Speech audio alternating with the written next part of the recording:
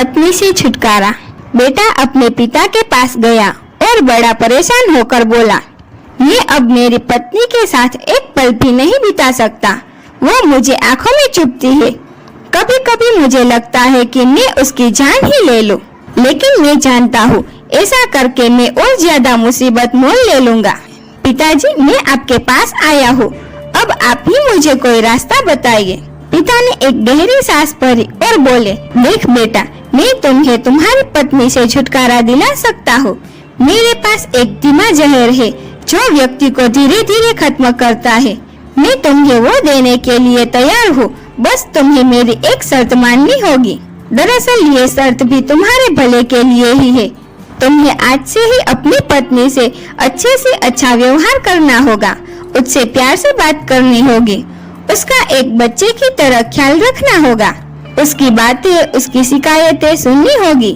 और ये सब इसीलिए ताकि जब वो मरे तो किसी को तुम पर शक ना हो। थोड़ी देर तक वहाँ एक शांति छाई रही।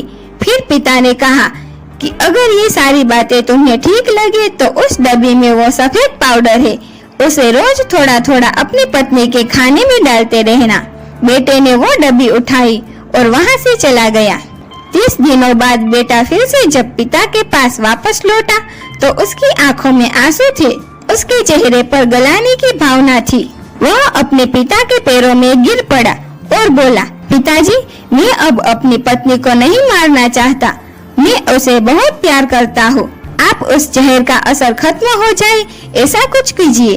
पिता ने अपने बेटे को उठाया और बोला, डरो मत, उस डब्बी में सिर्फ चावल का आटा था, असली जहर तो तुम्हारे मन में था और मैंने जो तुम्हें शर्त बताई थी वो उस जहर का तोड़ था। आप जब अपने मन में द्वेष, ईर्ष्या, गुस्सा, शक जैसे जहर को बना देते हो तो वह आपको अपनों से दूर कर ही देते हैं।